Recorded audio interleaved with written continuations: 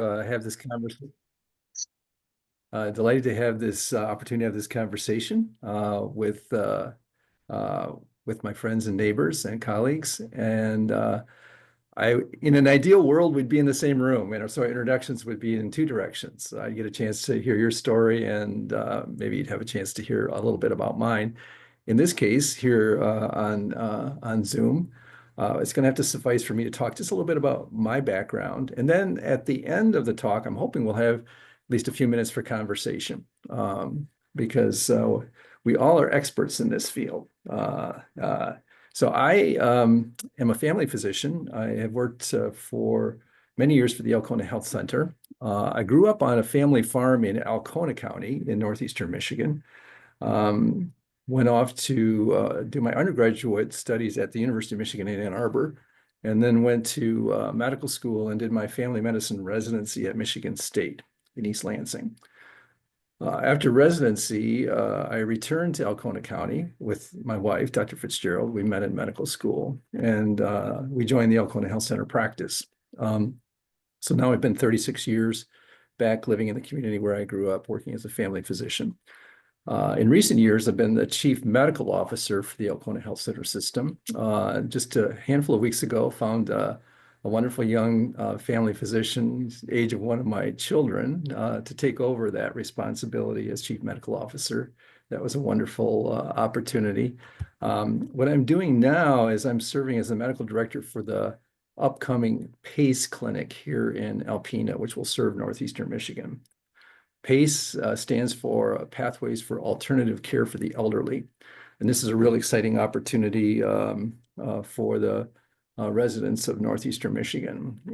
I'll speak only briefly about the PACE clinic because that's not really the subject of the talk, but the PACE clinic will be able to provide comprehensive care, including health care, social work support, meals, transportation, even details of personal needs like laundry and hair and nails. And basically it's an alternative to nursing home care for those of us that have problems that would otherwise require nursing home placement. So it allows people who have significant medical needs but want to remain in their home or remain with their families to be able to do so. So that's coming up, and I'll be the medical director. Jeff Meaden is the CEO, and this is going to be a really a wonderful improvement and advance for care in the elderly in our community. So that's my story in a nutshell.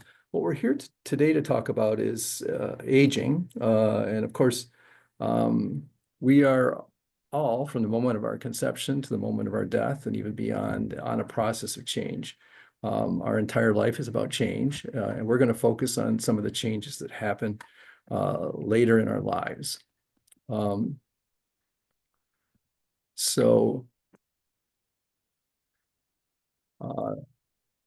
Normal aging refers to the gradual and the expected changes. The physiological changes, those are biological changes and changes in our system that occur as our age advances.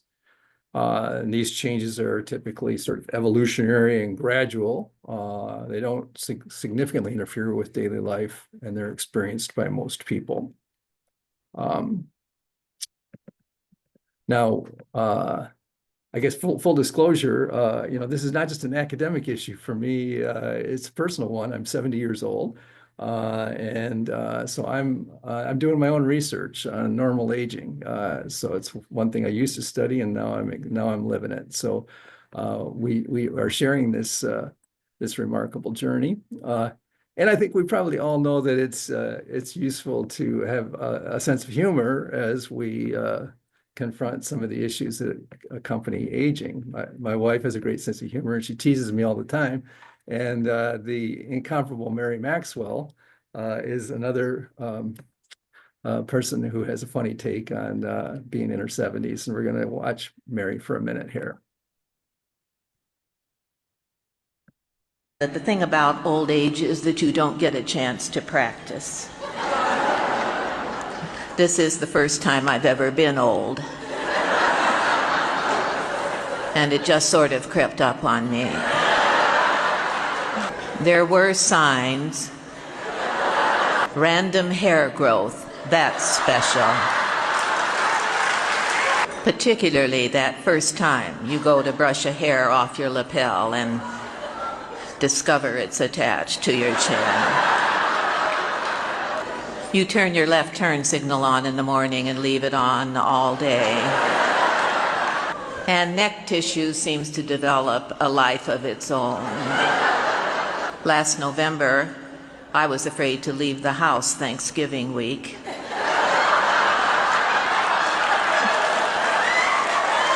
Aren't you quick?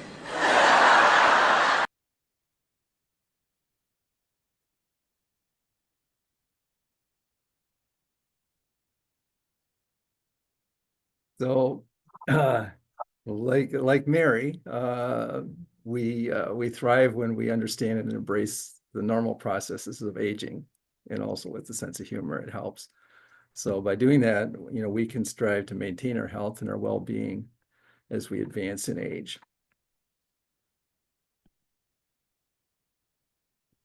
So we'll talk about some of the common signs of aging. There's going to be four basic categories here. The cognitive changes that happen with aging, the physical changes, and then some other categories. And we'll look at the overall category and some points, and then we'll discuss some of those points in detail. So I think probably most of us, one of the things we're most focused on about aging is the cognitive consequences or the effects of aging. It's one of the things that we experience, and many of us worry about it. So mild memory lapses can be part of normal aging. They are. Difficulty concentrating or finding words, slower processing speed. That's taking a little longer, that 1 beat, 2 beats, 3 beats while you think things over or find the right word. And then we have reduced visual and auditory acuity. So we're going to talk about the cognitive changes of normal aging in a little more detail. So I think it's important to understand the key differences between normal aging and dementia, which is a thing that we all fear, and most of us have had somebody we love or a family member that's lived with dementia. Kind of the deciding difference, basically, as you fall into the two categories of normal cognitive aging. Cognition is how we think, and dementia. And with normal aging, our memory and cognitive changes are mild and gradual. And with dementia, the changes are very significant and very progressive. And the impact on our function, our memory changes with aging, minimal, kind of a nuisance, but we maintain our independence. With dementia, the impact in function is severe and impacts our daily life. Normal aging causes changes in our cognitive ability. With dementia, it's much more severe. It's amyloid plaques and cell death. That's also the underlying pathophysiology of Alzheimer's. The progression is very gradual in our memory loss with normal aging, and with dementia, it's severe and definitely worsens over time. It's like the difference between where did I put my phone or where are my keys versus finding your purse or your wallet in the refrigerator and not knowing for sure where that chuck roast you bought from Myers is. So that, we all struggle with names. I mean, our ability to remember names is actually probably best when we're 14, and it's all downhill from there. I'm gonna tell just a little story. I was at the gym at Alpena Community College yesterday, and a young man walked in briefly, and I knew him well. He's from my hometown. He's from Harrisville. I know him. I like him. I know what he studies. I know what his parents do. I know what he hopes to do with his life. I know everything about the guy, but I could not remember his first name, for a minute. He just said hello, and he was walking through, and then I used a device that's been taught to me, and you might want to consider this if you're having the name problem, which most of us do, which is to kind of go through the alphabet. A, B, C, D, E, F, G, H, I, J, Jack. It's Jack. So that can kind of open the file. It's a little mnemonic device. It actually is pretty effective. Um, so we have some changes in our hearing and our ability to really understand and process what we do here. We'll go through these kind of quickly, but in some detail. Changes in our hearing, we all kind of understand that. It has to do not just with the hearing nerve, but also with our processing speed. So how do we understand what we actually are hearing? And of course, to have a problem with either one of those things, to have problems with hearing, to be deaf or approaching deafness, or to have problems understanding what you're hearing, really affects your ability to think and function. I'm just going to give a little personal testimony and advice here. Most of us have some hearing loss, and if you feel motivated to do something about that, I really would encourage you, if humanly possible, to see a good audiologist as part of your workup and decision about using hearing aids. My mother-in-law lived with us for 4 years after a severe stroke. I thought she had dementia, but I knew she was also having problems with her hearing. She went to an audiologist here in Alpena. It was and I'm a physician, my wife's a physician. It was an invaluable consultation. So there were two things. It was part of what she was hearing, which she was able to get past her auditory nerve, and also what she was able to understand. Because the audiologist was able to get her the right hearing amplification and sort of train her brain to begin processing again what she was hearing, it was just dramatic. It was life-changing. I thought she was demented, and she wasn't a bit. She had just kind of checked out. So it isn't just make it louder, it's make it louder in the right way, and there's a sort of a stepping up process, almost like you're building up your muscles again. So rather than just going to a place where you're going to walk out with a hearing aid of some type, having the audiologist advise you about whether the money is well spent and what kind of a hearing amplification and program you should be on, I'd highly recommend it. So central auditory processing, that's again the understanding what you're actually hearing. That is not as good as we get older as it was when we were younger. There seems to be a pretty clear connection between hearing loss and cognitive decline. Now, part of that may be that we start to check out, or we can't really hear what's going on, so we may seem less acute or quick. Or it could be that there is a connection actually between the things that cause hearing loss and cognitive decline. There's going to need to be research on that. We all get to be very clever, reading lips and getting close and doing the things that we can use to compensate for some of those changes. On vision, we have some changes in the sharpness of our vision, and also in the speed with which we process what we see. I don't know if you're having the same experience I'm having. I think I'm still a good driver. Nobody said I am not, but when I get into a busy intersection, I find myself I'm double and triple checking because I'm just not as quick and sure of what I'm actually seeing or not seeing. Part of it's also that I'm prudent, because I know that accidents happen, and when I was 16, I didn't think they did. But if you got problems with your vision, it's going to in fact appear or actually affect your memory and your ability to function. So visual and auditory processing declines, that's the central, the brain part of it. They're often interconnected, meaning a decline in your vision or your hearing can affect the other. And then if we're living in a land of silence and darkness, like Helen Keller, then really has, of course, an impact on our ability to think and the overall quality of our life. No surprise there. So it's important. Basically, there's a basic principle here. Gradual changes are probably mostly normal. That doesn't mean that we should just live with the end result. But when things happen quickly and suddenly, when there's a dramatic change in your vision, dramatic change in your hearing, that definitely warrants a trip to your primary care doctor and further evaluation. So getting at it early, like with my mother-in-law, I wish that we had taken her to the audiologist and had her hearing problems fixed 2 years sooner than we did. We would have had 2 better years, and she would have been much more a part of our family. Um, so, of course, the things that we do, hearing aids, glasses, and there's cognitive training, and that was part of what they did for my mother-in-law, the audiologist, was to kind of retrain her brain to be able to use the sound that they were able to get her.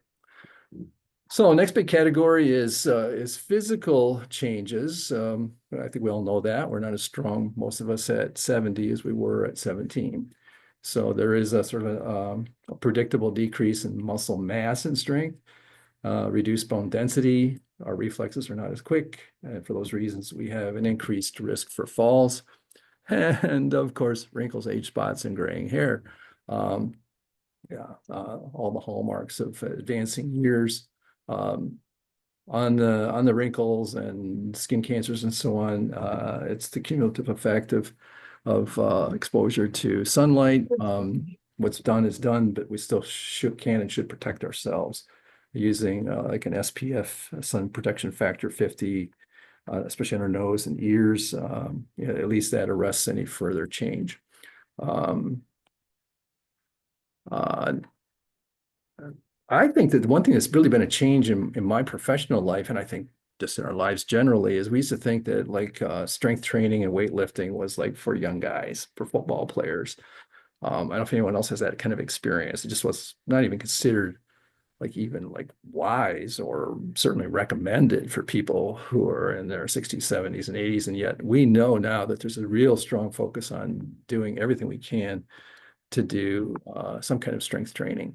Um, We'll talk a little bit more, and we'll watch a video of somebody in advanced years doing exactly that. We need adequate protein. We'll talk a little bit about what that means, and getting enough calcium and vitamin D. I think most of us on an American diet are not just we're not generally vitamin deficient, but vitamin D is an exception.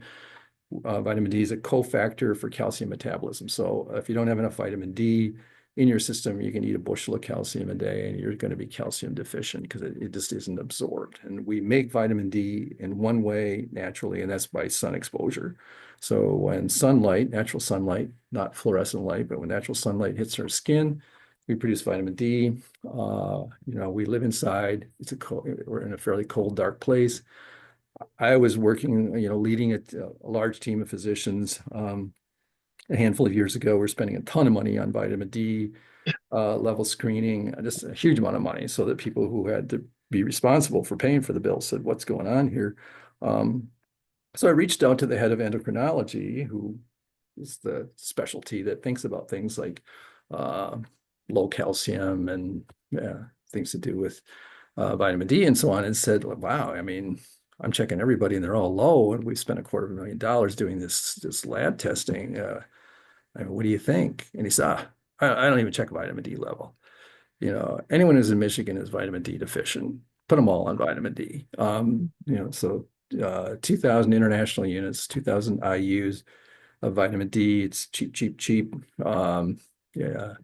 It's available at any dollar store or big box or any place. It doesn't cost hardly anything. There's just a few exceptions where you would want to talk to your primary care doc or make them aware that you're taking vitamin D. A few of us may have high calcium, and it's a sign of some other disease process going on. Like if you have lymphoma, you may have a high vitamin D level. If you have kidney failure, you may have a high vitamin D level. If you have hyperparathyroidism, you may have a high vitamin D level. Those are the exceptional cases. So this always should be listed as one of your meds, and your primary care physician should be aware that you're taking vitamin D, you're planning to. But for most of us, we are vitamin D deficient, and we would benefit from taking it. Please speak up, anybody, Brooke, or raise your hand. I'm not sure I can see the chats, but anyone has a question or needs me to stop, delighted to stop at any point. Let's talk about strength training. Strength training is lifting things that are heavy. So you can do it with lifting weights. You can use resistance bands, and we'll see somebody in the video at the end of the talk, a woman of a very advanced age using resistance bands. So it's like a big rubber band. Your primary care team can show you how to use one, or if you get an exercise plan from a physical therapist, you don't necessarily have to, but if you did, they'd show you how to use it. They don't cost anything. You can do them at home. So it's a very easy, portable way to do some resistance training and try to do more. Do more reps, do more weight slowly, progressively, and you will see your strength get better. It's not inevitable that we become very weak as we get older. If we work at it, we can stay pretty strong, and we'll reduce our risk for falls and injury if we do. Focus on major muscle groups. Don't just do your biceps, but pretty simple programs to get your legs and your arms and your back. Aim for 8 to 12 repetitions per set and 2 to 3 sets per exercise. So use weight that will allow you to do about 12 reps, and then your muscles are feeling it. Rest, do 8 to 12 more. Rest, do 8 to 12 more. And then cardiovascular exercise, that's this kind of stuff to get you a little short of breath. Walking the dog, cycling, jogging if you're able to do that. Just walking. You don't have to be a runner. Walking 20 or 30 minutes 4 times a week, tremendous benefits. If your legs and hips and knees are up to it. Protein. We need about let's call it 1 gram of protein per kilogram of body weight. Now we're in the US, you use a pound system, 2.2 pounds per kilogram. So if you weigh 180 pounds, you're about 80 kilos. So 80 grams of protein. An egg has about 6 or 8 grams of protein. It's a great source of protein, by the way. The protein-rich foods are meat, poultry, and fish, eggs and dairy. If a person's careful and gets some advice, you can do it as a vegetarian too, with legumes and lentils and things like that. But the protein-rich foods are the ones I mentioned. Calcium and vitamin D, we talked about that already. Meat and milk are also, and yogurt and dairy products, good source of calcium. Vitamin D, I recommend it. You talk to your own doc about it. If you get vitamin D and then have a normal American diet with a fair amount of meat, poultry, fish, and eggs, you probably get enough calcium. And of course, a balanced diet. And then, the corn syrup and the stuff in Coke and soft drinks, really no nutritional value at all, and probably are pro-inflammatory. So if you got problems with sore joints and stuff like that, you really might want to think about limiting your intake of that kind of artificially sweetened or corn syrup sweet stuff. Boy, stay active. There's good studies that show that a person can be pretty plump and so you look at yourself in the mirror and say, boy, I'm pretty fat, I'm pretty overweight. But if you are active, you can be pretty overweight, and actually those people actually seem to have very little reduction in their longevity. But they have to be, the trick is to be active. And I'm not talking about morbid obesity, but you can be kind of your standard American, a little overweight. If you stay active, it's the most important thing. The studies are pretty clear. You can be very, very skinny, and if you're inactive, you are not going to do as well as somebody who maybe is a little heavier, but stays active. Stay active, stay active. Do something that's fun for you. Garden, walk the dog, keep moving. Maintain a healthy weight. Smoking is real bad on your muscle mass and bone density. That's very clear. Excessive alcohol intake, bad for your bone health. Fall prevention, well, staying strong is one of the best ways to avoid falling. There's also some things that are just practical to do. Very important to, if you get up to use the bathroom, put your glasses on, make sure there aren't throw rugs in your way to trip you up. Turn the light on so you can see where you're going. Avoid sleeping pills. Sleeping pills are definitely a factor in risk for falling.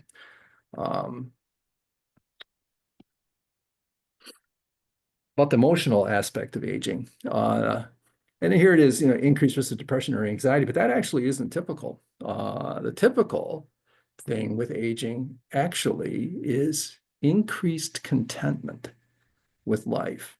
And I don't know what the other people on the call who, were in that age group, but It's definitely true for me. I mean, I feel that I'm a better physician at 70 than I was at 37, no question about it. I think I'm actually a better person. I mean, I've learned a lot and I'm a lot more comfortable in my skin. And we're going to watch a couple of videos of how that can actually play out in real life. Um, so the research shows that emotional well-being, contentment, reduced negative emotions, that improves with age. And older adults, they say that they're happier. They're happier than young people. But kind of move along because I really want to watch these videos. This talk will be available to people in the slides. But you know, we tend to figure out what's really a priority, and we spend our time on things and relationships that have meaning and bring us joy. And we're a little better at controlling our negative emotions. So there's a reason, like in the book of Job, it says you're old, you're wise. It's a good thing. Um, I want to watch this video. This is a woman named Sandra. Uh, this is the background story. Sandra lives in New York City. She's out just for some time in the fresh air with her. You'll see in the video is her nephew. He's the man with the cap on, and then her caregiver. And this man on the right sort of has this interesting, it's a mission really for him. He's out in the street. I mean, he's a musician and he encourages people to come to stop and sing. He'll play for them. The whole thing is for free. It's not like a gig or anything like that. So this is the interaction between this man and Sandra. And it says something about what is possible for us, even in a very advanced age. Bear with me, there is Check it out. At Planet Fitness, you can get free fitness training. We're mixing it up. We're not slowing down. I'm checking my. Excuse me, will you sing a song with me? Come on, come on, come on. Come on. Oh, thank you. Who will sing a song with me next? Excuse me, will you sing a song? I'm not looking for talent, I'm looking for bravery. Make a memory that will last a lifetime. Any song? So wait a minute. Hey. Will you sing with me next? Who wants to sing with you? Okay, perfect. All right, here's what we're You gonna when do. she knows? Absolutely. So, hold on. This is so cool. Many, Yes. What's that? it's been many years since I sang. Ah, That's because I'm 93. wow. It's so good to have you back after all these years. Wow. Performed in Madison Square Garden when she was 7 years old. No World's way. Fair when she was 9. Wow. That's beautiful. That makes me many, many years old. I see. Which song would you like to Can you sing? film this? Something from Broadway. Something in the 1940s. Okay, I'll have to listen to it first and I'll figure out how to play it. Okay. Try the 1840s. Okay. So how do you all know each other? I'm It's her my nephew. nephew. Oh, okay, cool. You want to do any of these? You'll never know. Dorothy Lamour, you'll never know. Awesome. I'll see. Dorothy Lamour. Okay, cool. I'm listening right now and I'll figure out how to play. It will only take me a few minutes Okay. to learn how to play this one. Okay. So it's like, you'll never know how much I miss you. Okay, perfect. All right, Perfect. so here's what I'll do. I'll follow your lead. Would you like to see this closer? So I'm just curious, like, under what capacity were you singing? Actually, I started when I was 7 in radio. Oh, wow. She was operatically trained. Wow, that's awesome. What would you say was your most favorite time ever performing? Oh, that's hard. Oh, my favorite gig Yes, was the World's Fair of that's beautiful. 1939. My sister and I did a double act at the World's Fair on Saturday morning. I think that was my favorite because it was my last time that I sang. Wow. So why didn't you sing with her after that? Well, not too long after that, she died, Oh, I'm so sorry. and Yeah. I gave up singing. Oh. I see. I see. Yeah. because she left 3 children. Somebody had to take care of them. Wow. So, and that person was like, was it you? Of course. Who else? There was. She was my only sister. I was her only sister, Right. and we adored each other. Wow. Well, that's amazing. It's amazing that you were able to take on that responsibility. But I miss her every day. Oh, yeah. I can imagine. All these years. Well, let's sing about that love then. We get it closer. Okay, cool. Absolutely. Absolutely. All right, But let me go closer. I just remembered the words because it was so popular, the song. Yeah. Right here might be good. Okay, so I'm gonna play some guitar. I'll follow you. It might not be perfect, but we're gonna have a good time anyway. Okay. Yeah. Yeah, it's in a different key. Can't find that key, but that's fine. I'll make it work. I'll make it work. Okay, cool.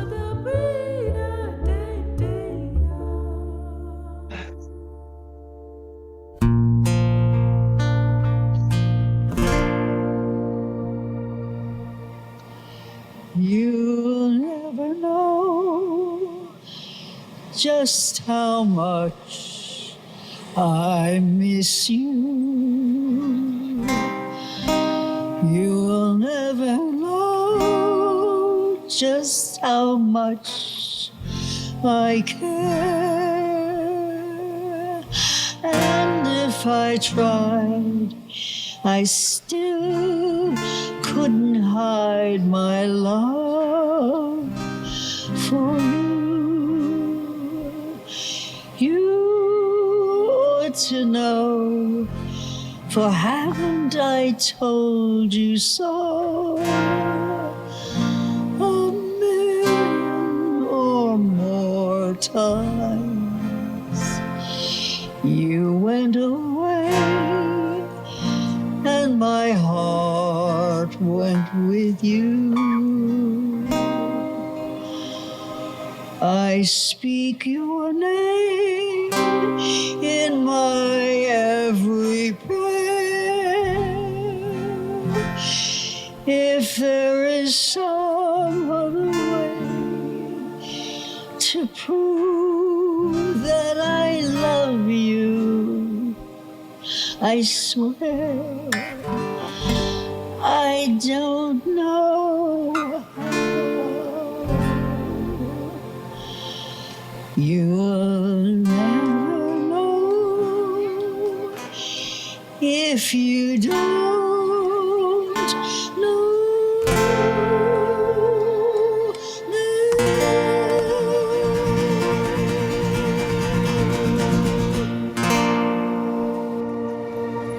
Awesome. Awesome. I appreciate that. That was so fun. Yes. Thank you. No That problem. was fun. Yes. It's an old song, but I'm an old singer. So, Yeah. So I'm just curious, now that you've sung that song, how do you feel? oh, I feel wonderful. You're all wonderful, and singing is happiness. Singing is wonderful. Well said. Thank you. All right. Thank you so much. Thank you. All right. Enjoy the rest of your day. Thank you. It was a wonderful way to spend the day. Yeah. Awesome. Bless you all. See you guys later. High five. Oh, yeah. All right. See you guys later. Thank you. You're welcome. Thank you. Nice. That's what we do it for. That's what we do it for.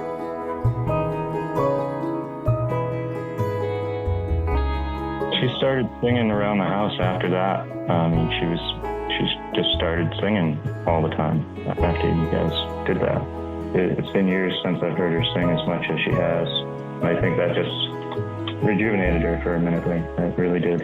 I think it's a great thing what you're doing. I don't know if you realize how much it affects people. Thank you so much for watching.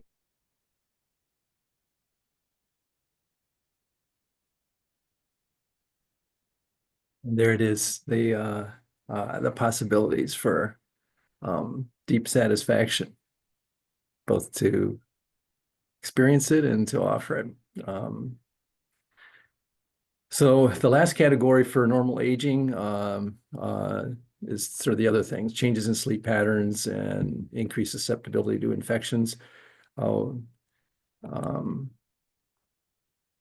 I think probably it's one of the most common complaints. Well, I would hear in my family practice from people of almost every age, but especially people that are in older years, is problems with sleep.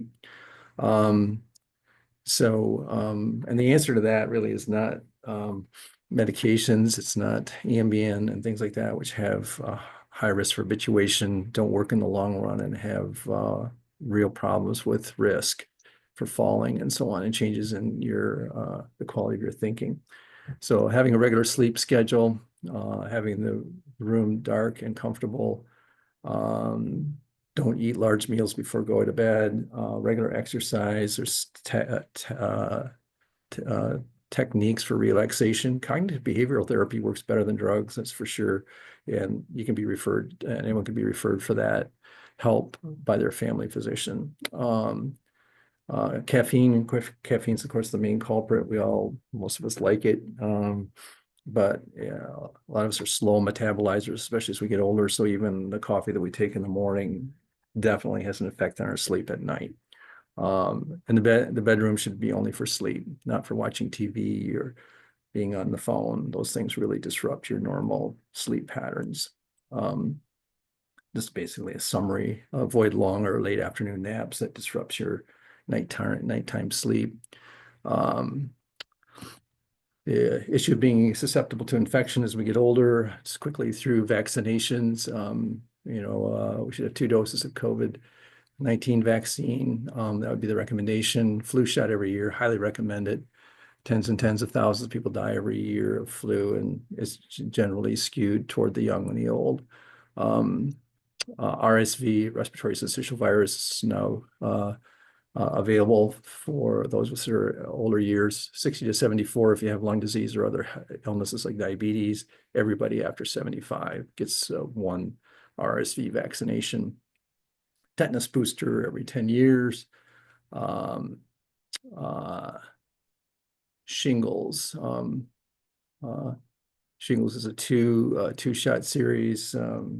Shingles is a terrible thing. It can leave you with chronic pain that goes on for the rest of your life. It's worth getting covered for shingles. Isn't shingles, is that one usually when you should get that like in your 60s or like your 55, not in like your 30s? Right.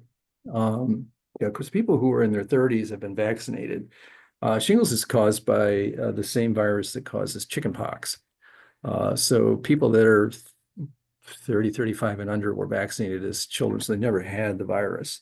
Those of us that are 45 or 50, every one of us had chickenpox, even if we don't have a memory of it, or we don't remember our mother or father telling us that we had chickenpox. If you do titers, we all had chickenpox. So that virus is dormant in our nerve endings. We never really clear it. And then later in life, especially if we have something else like another illness or age itself, if our immune system is suppressed, then it erupts. That virus erupts. It doesn't look like chickenpox the second time. It's a blistery, extremely painful rash that follows the distribution of one nerve. I mean, it can blind you, if you have it in the optic nerve. It can cause a damage to the nerve that leaves a burning, stabbing pain that goes on forever. It's a terrible thing. So getting your immune system boosted so that you're reminded that virus is there will help to suppress it and prevent shingles. Highly recommended. So regular activity, healthy diet, get enough sleep, avoid smoking, regular medical checkups and screenings. If anything's changing, go there. I want to finish with a video. It's a little longer, but I really moved me. I thought there was a lot of truth in what this wonderful woman had to share. And that's why I hope we have a few minutes at the end just to talk. If you have questions, that's great. But also just for conversation. I mean, what has what has life taught you? And I hope we do have a minute for that. I'd be very interested in having that conversation. So, I mean, I think at the bottom of it, when I see what works in my own life and what I've seen about people that I really admire, even at very, very advanced age, I got friends that were in their 90s that really seemed to have it figured out. And it wasn't that they didn't have trouble. They had financial trouble. They probably had family trouble around them. Their hearing was bad, and yet they had a sense of wonder and they were delightful to be around. So I'd like to share this video with you. And then we'll have a chance to talk. Bear with me, there's just a minute or two of, I think, of advertising at the beginning, but then we'll be right on to the video.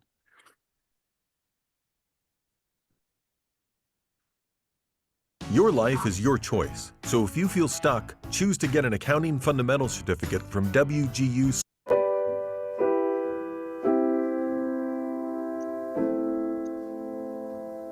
Do you want me to tell you how old I am? Is that what you want?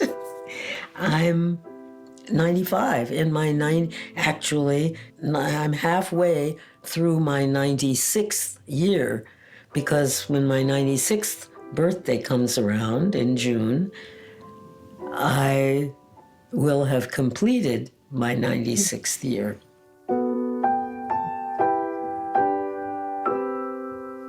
This is the exercise band I was talking about. What do I love most about being in my body now? that I can still breathe easy, and that I'm happy for whatever I have, knowing more and more limitations are on the way, and more mobility is on the way out.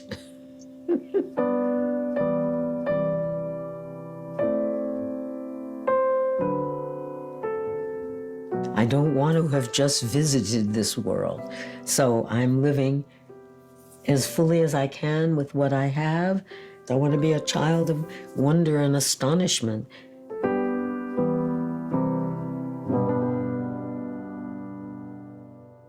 I'm having my second childhood now, my happy childhood. I had a miserable childhood. I did not enjoy being a child. I was always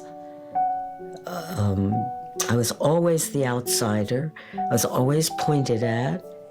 I always felt terribly self-conscious. Terrible. Ugh, I don't even like thinking about it, you know? So I have fun now. I'm enjoying my I'm enjoying my childhood, finally.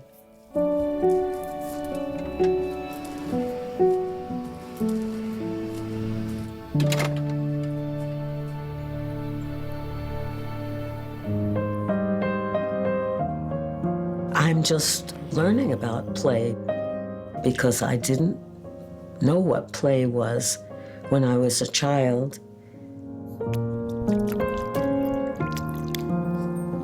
I think play means exploring, experimenting, being curious, looking, seeing, being in the body, being alive, not being afraid, free.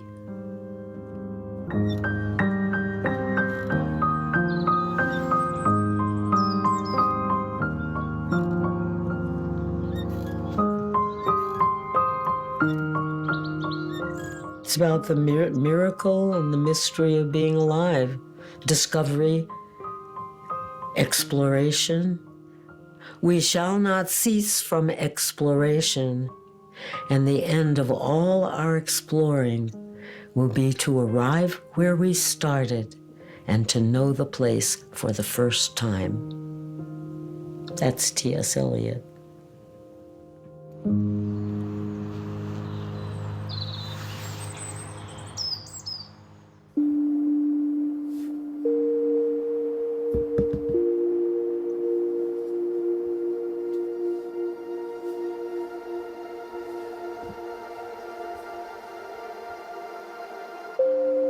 I had cancer once, and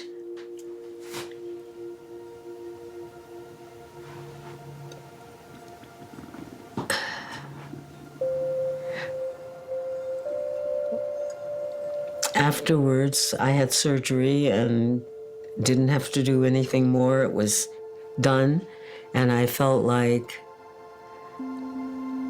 I had to give myself a reason to that I was spared, that I got my life back.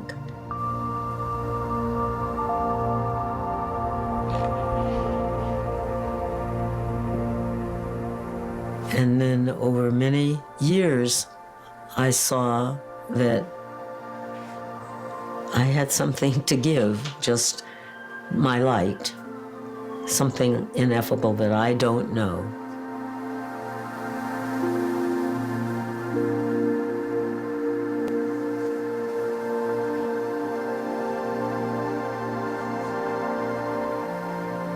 That light of harmlessness and harmony and singing and being joyful and rejoicing and being grateful.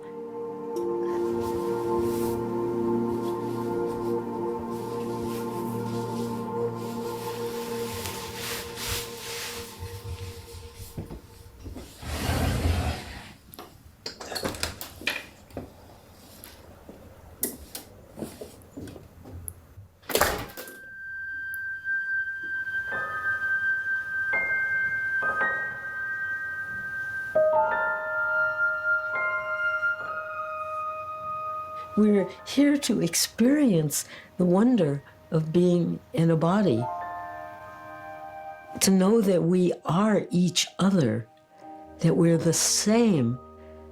We're made of all the same stuff. Scientific words, neurons, protons, cells, molecules. We're part of the whole thing. We're little bits of stars. We're dust. It's like we're the great kaleidoscope, all little pieces, but every time you turn it, it's different. So you and I are exactly made up of exactly the same stuff, but every one is unique. There's only one in all the world. And the same with every petal of a pansy. Everywhere I look, I see another little version of myself.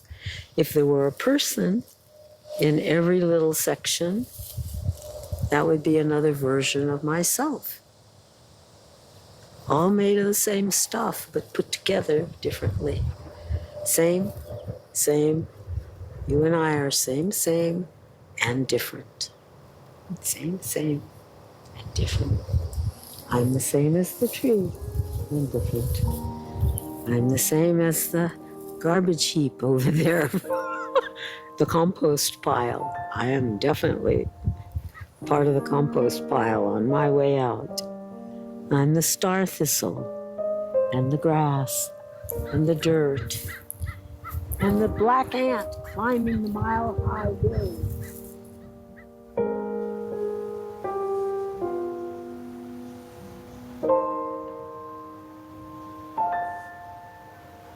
I am you. You are me. We're the same. Same, different.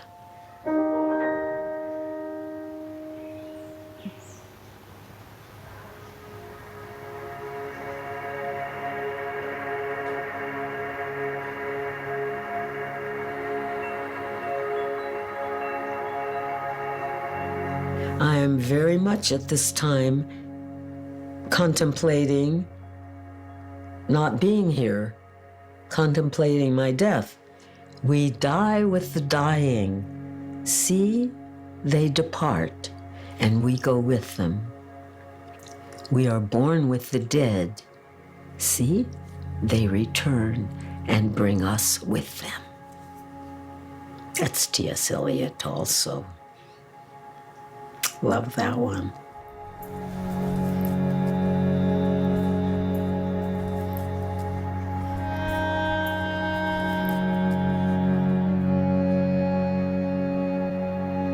I'm hoping my prayer is to go as gently as and as much aware of my self leaving with gratitude and joy and the satisfaction. I'm done. I'm out of here. And it's okay. It's all such a mystery. And then, thanks. I want to say thanks. And I'm grateful. Not try to figure anything out or understand it, but just be in awe.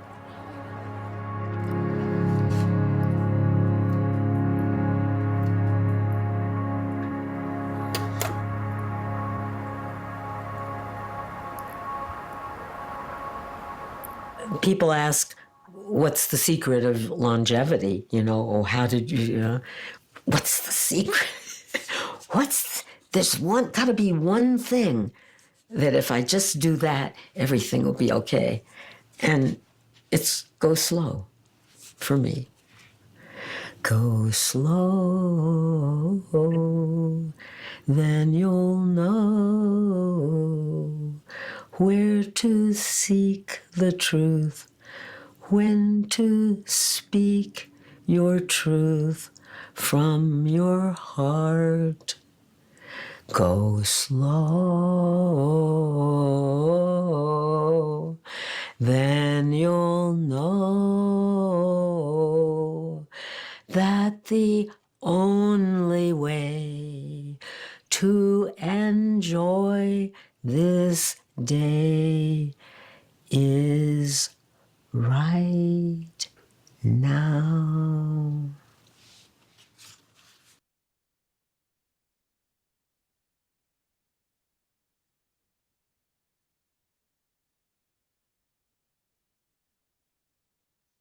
We shall not cease from exploration, and the end of all of our exploring will be to arrive where we started and know the place for the first time.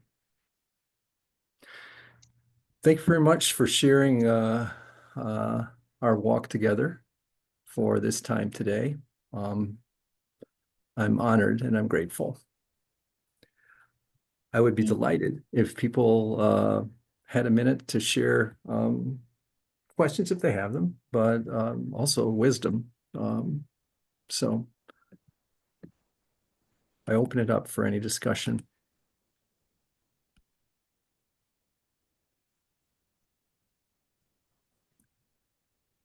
Any questions or comments? Jerry? Awesome. That's very interesting the way she said something like she didn't enjoy her childhood or whatever. I can certainly draw parallels to that by a couple of ways. I started working when I was about 10 years old, so I jumped right into things that we do as adults working. But I certainly, and I can't really bring it all out here, but I draw a lot of parallels in what she did. And I wonder if she has a PhD somewhere in her back pocket. Mm-hmm. Or life experience, that's for sure. Mm-hmm. Yeah, I think that probably what she really has learned is something that's probably not taught in the classroom. I was very smart and well read, but yeah, that struck me too, Jerry. I'm like so much more comfortable in my skin and so much more at peace now. And I don't think that that's unusual. I wouldn't go back. I wouldn't do 16 over again. I wouldn't mind having the musculoskeletal system that I had when I was 16, but I wouldn't want everything else that goes with it. That wouldn't be a trade. No. Is that because we have a lot of our bills paid? Or we're supposed to have a lot of our bills paid by now? Yeah, in every sense of the word. Yeah. Uh, I just don't feel like I've got nearly as much to prove to myself or anyone else now than I did then. Uh, just much more contented and I'm,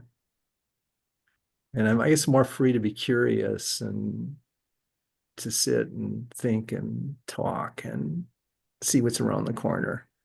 Life is better for me now. But anyone else?